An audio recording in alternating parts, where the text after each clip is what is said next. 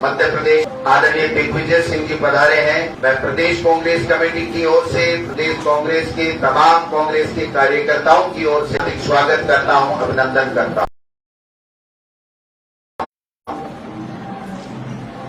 Akhil Bharatiya Congress committee ने दिग्विजय सिंह जी को आपके साथ एक प्रेस कॉन्फ्रेंस करने के लिए दिग्विजय सिंह जी प्रदेश कांग्रेस कमेटी के इस प्रांगण में पधारे हैं। जैसा आपको मीडिया के साथी हो, आप सब भली भांति जानते हो कि देश में नरेंद्र मोदी जी हमारे देश के प्रधानमंत्री और अमित शाह जी गृह मंत्री जी के परम मित्रों में जो अडानी बंधु हैं, उनके बंदरगाह से जिस प्रकार से अवैध ड्रग्स लाखों करोड़ों रुपए की, हजारों करोड़ों रुपए की आकर के देश के कोने कोने में भेजी जा रही है और देश को नशे का गुलाम बनाने का जो षड्यंत्र चल रहा है, उसके ऊपर अपनी पूरी बात कांग्रेस पार्टी का पक्ष आदरणीय दिग्विजय सिंह जी रखेंगे। मैं ज्यादा समय आपके और आदरणीय दिग्विजय सिंह जी के बीच में नहीं रह करके मैं आग्रह करना चाहूंगा हमारे पूर्व मुख्यमंत्री आदरणीय दिग्विजय सिंह जी से कि वो अपनी बात हमारे प्रेस के साथियों को रखें। आदरणीय दिग्विजय सिंह सर, थोड़ा सेंटर में जाइए सर, माइक थोड़ा सर सेंटर में जाइए, थोड़ा सा और सर, बस सही है सर, सही है, 1 पॉइंट सर वाले कहेंगे सर, देखो हाँ सर। धन्यवाद। सबसे पहले तो मैं माननीय प्रदेश कांग्रेस के अध्यक्ष जी को उनके जन्मदिन पर बहुत हार्दिक बधाई और शुभकामनाएं देता हूं और इसे मैं अपना सौभाग्य मानता हूं कि सहयोग से, मुझे जानकारी नहीं थी कि उनकी 1 अक्टूबर को उनका जन्मदिन है, लेकिन मुझे 1 अक्टूबर ही शुरू कर रहा था तो मैंने आग्रह किया और मैं आभारी हूं अध्यक्ष जी का, जी का। उन्होंने अपने इस भव्य व्यस्त कार्यक्रम में भी यहाँ पे मुझे आने का अवसर दिया, मैं आपका आभारी हूं। साथियों को बोर्ड पर एक आशीष ट्रेडिंग कंपनी द्वारा आयातित नाम से अफगानिस्तान से ईरान और ईरान से गुजरात के पोर्ट पर आया माल, उसकी जब जांच की तो लगभग 3000 किलो का हेरोइन ड्रग उसमें उन्हें मिला, जिसकी बाजार में कीमत आज 21,000 करोड़ की है। और यही नहीं, जब और जांच पड़ताल की गई तो इसी आशी ट्रेडिंग कंपनी के नाम से 25,000 किलो हेरोइन का भी किसी प्रकार का सेमिकन टेल्कम पाउडर के नाम से Afghanistan firm MS Hasan Hussain limited, उसी के माध्यम से मुंद्रा पोर्ट गुजरात में ये शिपमेंट आया था, जिसका कोई अता पता नहीं है, जिसकी बाजार में कीमत 1,75,000 करोड़ है। अब ये इतना बड़ा ड्रग का व्यापार, जहां एक शिपमेंट 1 लाख करोड़ से ज्यादा है, तो आप समझ सकते हैं कि देश में ये हीरोइन का व्यवसाय लगभग 5 से 10 लाख करोड़ का हो सकता है, ये संभावना है। केंद्र सरकार ने और मीडिया ने बॉलीवुड में जिस किसी से 200-300 ग्राम ड्रग मिला, एक हफ्ते 10-10 दिन तक मीडिया ने चलाया, लोगों को जेल भेजा और बहुत बड़ा उसको केस बनाया। लेकिन जो स्थान 300-400 ग्राम ड्रग को मिला वो 3000 किलो और 25,000 किलो हेरोइन को मीडिया ने नहीं दिया। और उसके बाद उन लोगों को तो जेल हुई, लेकिन आज तक जो आशी ट्रेडिंग कंपनी का एक कपल है जिसका विजयवाड़ा का पता था और चेन्नई में कपल रहता था, उसको शिपमेंट के कमीशन का केवल 4 लाख रुपए उसको कमीशन मिला। ये सुधाकर मचवरम और मिसेस गोविंद राजू वैशाली, इनको केवल 4 लाख रुपए मिले थे कमीशन के इंपोर्टिंग एंड हैंडलिंग एजेंट्स को। अब बात यही आती है कि आखिर इतना बड़ा व्यवसाय और व्यापार हो रहा है और जहां enforcement directorate, NIA, IT, CBI बड़े बड़े प्रकरण अपने आप को उसमें शामिल होने का बताते हैं। और आजकल तो एक प्रथा बन गई है कि अपने राजनीतिक प्रतिद्वंदियों को झूठे ईडी, आईटी, सीबीआई के छापे डालकर उनको परेशान किया जाए और अगर वो भाजपा में शामिल हो जाएं तो केस समाप्त कर दिया जाता है। ये भारतीय जनता पार्टी का और मोदी शाह सरकार का काम करने का तरीका है। मैं आपकी इजाजत से एक वीडियो है, उसको मैं आपको सुनाना चाहता हूं। कितने कम 13 प्रकरण है जहां भाजपा के लोग इस प्रकरण में शामिल रहे हैं, ड्रग के माफिया के प्रकरण। ये पहली बार नहीं है जो भाजपा या उनसे संबंधित का नाम ड्रग्स केस में जुड़ा है। इससे पहले भी ये वाकया एक दिन नहीं बल्कि पूरे 13 बार हो चुका है।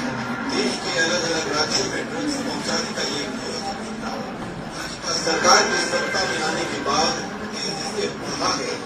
गुजरात, पंजाब, हरियाणा, मध्य प्रदेश, छत्तीसगढ़, कर्नाटक और बंगाल जैसे राज्यों में युवाओं को लगातार नशे की ओर धकेला जा रहा है।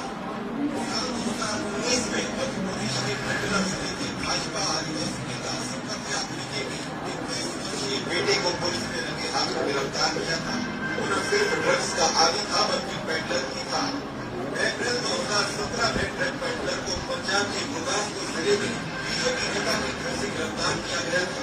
जून 2020 अम्बाला में बीजेपी चीफ जगमोहन लाल कुमार के बेटे अमित कुमार को पुलिस ने 60 ग्राम हेरोइन के साथ पकड़ा। सितंबर 2020 में कर्नाटक के कमानी में बीजेपी कार्यकर्ता चंद्रकांत चौहान को पुलिस ने नशीली पदार्थों के साथ गिरफ्तार किया था।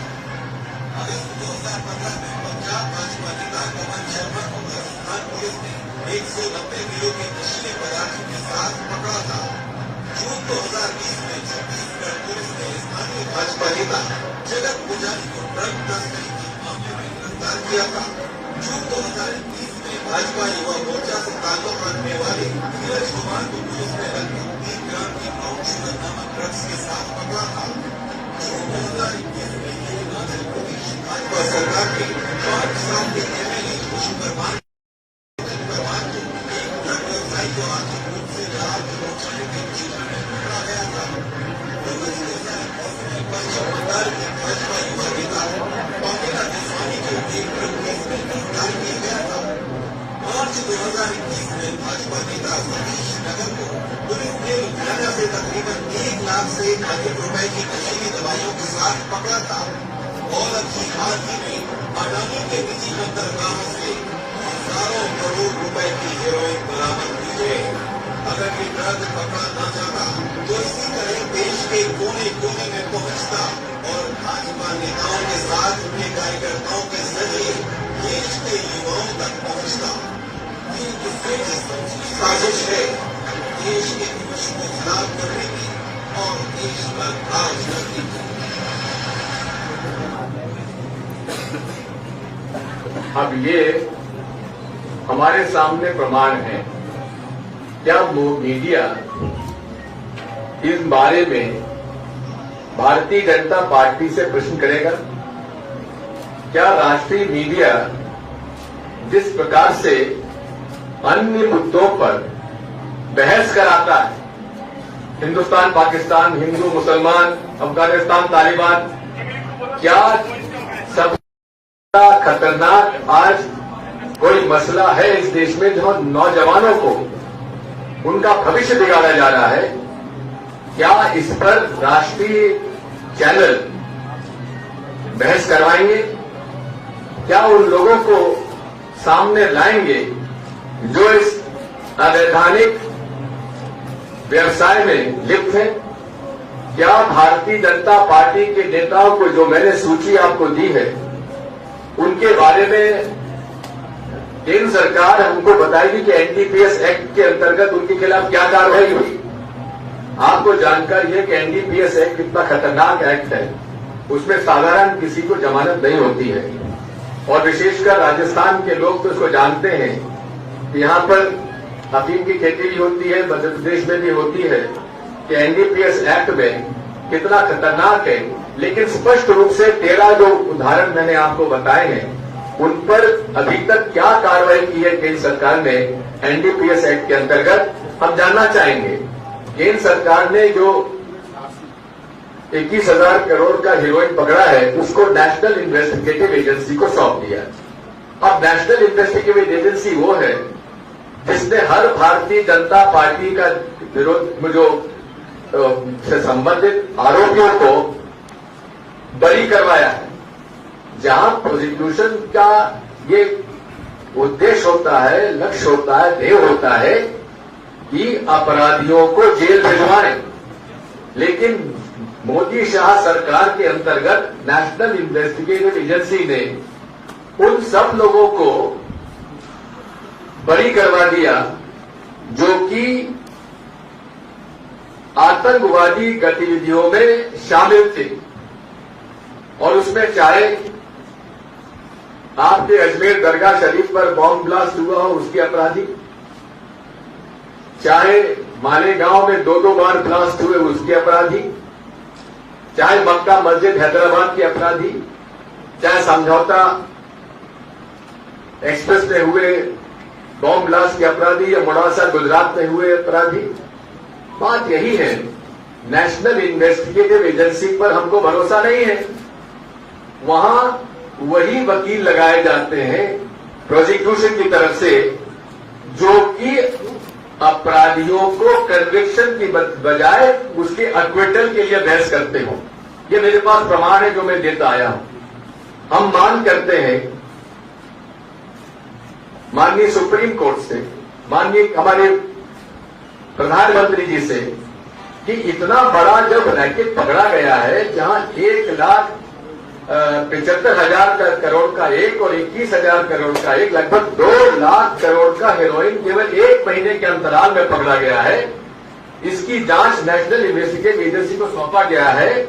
वहां एक सुप्रीम कोर्ट के जज के अंतर्गत इसकी जांच करवाई जाए, और सुप्रीम कोर्ट का जज भी ऐसा हो जो कि हमारे लीडर ऑफ ऑपोजिशन के और सीबीआई और केंद्र सरकार की जो डायरेक्टर को अपॉइंटमेंट की कमेटी है, उसी के माध्यम से ये under this judicial scrutiny of other sitting court जज, सुप्रीम कोर्ट सिटिंग जज और रिटायर्ड सुप्रीम कोर्ट जज, उनके नेतृत्व में ही इसका इन्वेस्टिगेशन होना चाहिए।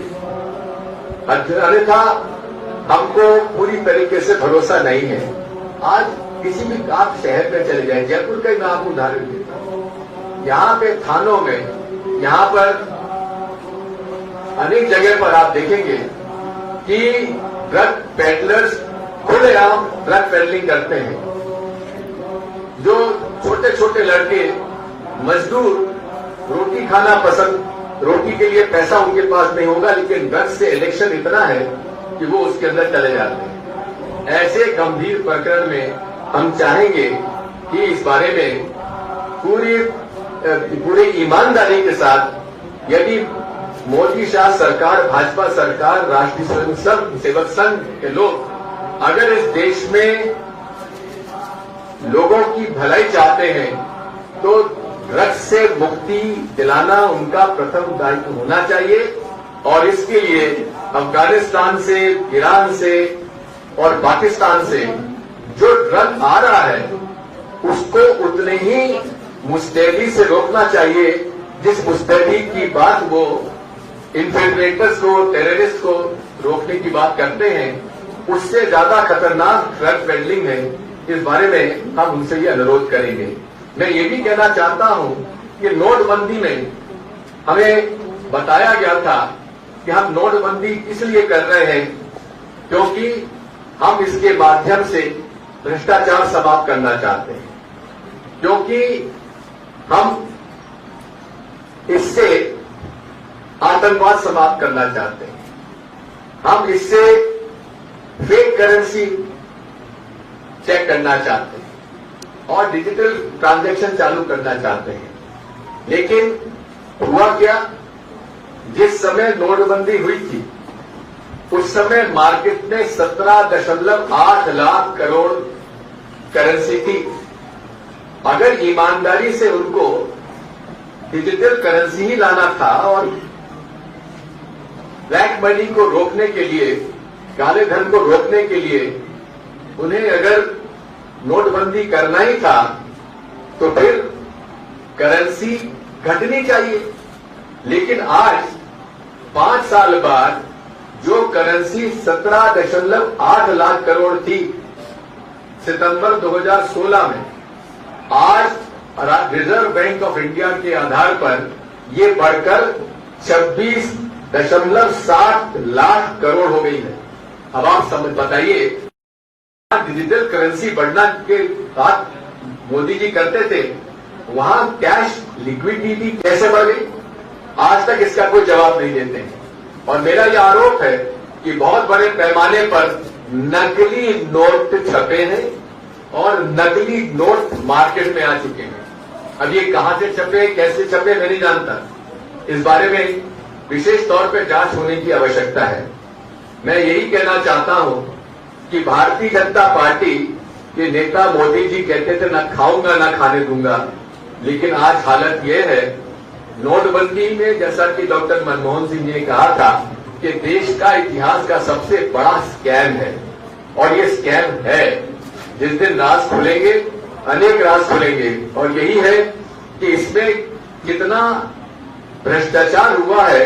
डॉक्टर यतीन्द्र ओझा जो कि भारतीय जनता पार्टी के विधायक थे, गुजरात के, उन्होंने लिखित पत्र भेजा था नरेंद्र मोदी जी को कि अमित शाह जी के जो कुछ लोग हैं जो कि गुजरात में 1 करोड़ पुराने नोट लेके 67.5 लाख नए करोड़ रुपए दे रहे हैं, ये उनका लिखित रूप से प्रधानमंत्री जी को पत्र था।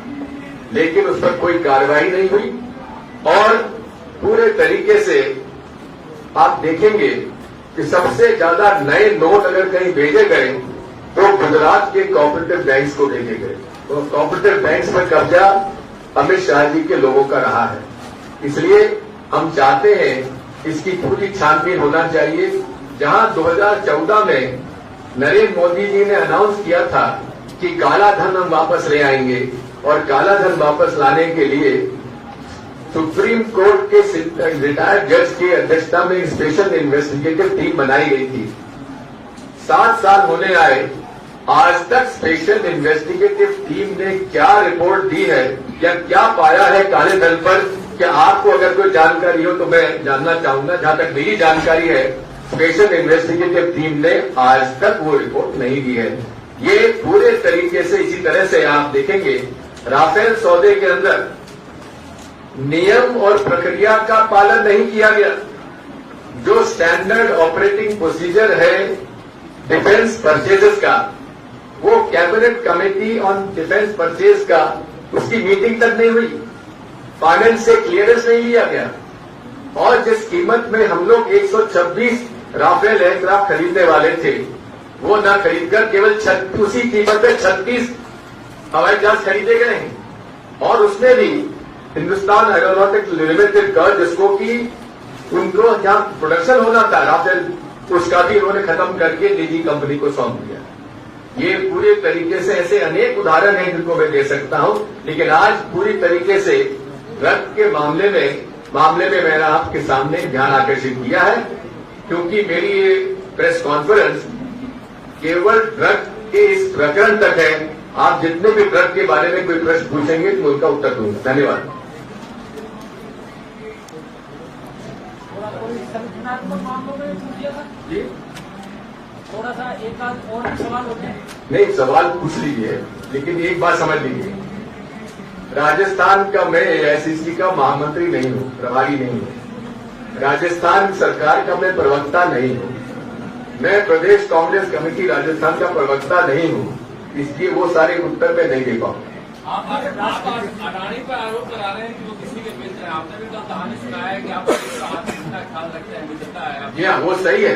मैं जब नर्मदा जी की परिक्रमा कर रहा था, उस समय जंगलों से हम निकल रहे थे, गुजरात में चुनाव चल रहे थे, तो वहां के एक वन विभाग का अधिकारी मेरे पास आया कि आप ये 3-4 दिन आप जंगल से गुजर रहे हैं और यहाँ पे हमको कहा गया है अमित शाह जी की ओर से कि वो हमारी वहां के जो रास्ते वहां थे नहीं, रास्ता बना के और आप हमारी व्यवस्था ठहरने वगैरह करें। वैसे तो हमारी व्यवस्था थी, फिर भी उन्होंने जो सहयोग दिया उसके लिए आभार व्यक्त किया मैंने। आरएसएस की जहां तक मैं जानकारी आपको दे दूं, राष्ट्रीय स्वयंसेवक संघ कोई रजिस्टर्ड बॉडी नहीं है। आज तक उसका पंजीयन नहीं हुआ है, और जिस संस्था का पंजीयन नहीं हुआ है उसकी मेंबरशिप नहीं है, और जब मेंबरशिप नहीं उसका अकाउंट भी नहीं है। तो ये गुरु दक्षिणा जब आती है वो किस अकाउंट में जमा होती है हम जानना चाहते हैं। और अभी एक हमारे आरटीआई एक्टिविस्ट ने ये होम मिनिस्ट्री से पूछा था राइट टू इंफॉर्मेशन के अंतर्गत कि हमें बताया जाता है कि हिंदू धर्म खतरे में है, तो होम मिनिस्ट्री अमित शाह जी की मिनिस्ट्री ने कहा कि ये काल्पनिक है, ये सही नहीं है। ये मैं नहीं कह रहा हूं, होम मिनिस्ट्री का आरटीआई का उत्तर है, नंबर 1।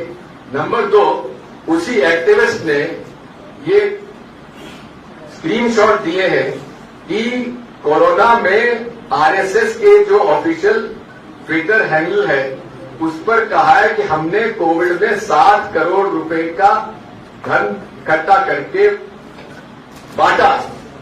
तो उसने शिकायत की है ईडी को कि जब इनका अकाउंट नहीं है, रजिस्टर्ड संस्था नहीं है, तो ये ब्लैक मनी कहां से आया, इसकी जानकारी हमको देना चाहिए। मैं बधाई देता हूं एक्टिविस्ट को, मनीष जबलपुर है, नौजवान लड़का है जो कि उसी मोहल्ले में रहता है जहां आरएसएस का कार्यालय है। तो इसलिए उसने अपना एप्लीकेशन भी लगा रखी है चैरिटी कमिश्नर नागपुर के सामने कि मेरी संस्था राष्ट्रीय स्वयंसेवक संघ उसका रजिस्ट्रेशन किया जाए। उसका अभी तक 2 साल हो गए, उसका रजिस्ट्रेशन पर कोई निर्णय नहीं किया। सर, सरस्वती शिशु मंदिर वाले पर भी आपको कानूनी नोटिस मिल गया है क्या? देखिए, मैं मानते हैं ये सुनिए बात, ऐसा मुझे कोई कानूनी नोटिस नहीं मिला है और मेरा इसमें कोई कानून का मैंने उल्लंघन नहीं किया है। मैं आरएसएस के नोटिस का कभी जवाब नहीं देता हूं। आओ ना मैदान में, आओ कोर्ट में लड़ेंगे। धन्यवाद। कैप्टन साहब बोल रहे हैं। देखिए, इस बारे में अधिगत नहीं हूं। कांग्रेस पार्टी के अपनी झगड़े खत्म नहीं है, तो आपको लगता है बात यह है, अब हमें आपसे ये शिकायत है, गुजरात में मुख्यमंत्री चेंज होता मास्टर स्ट्रोक, और पंजाब में झगड़े।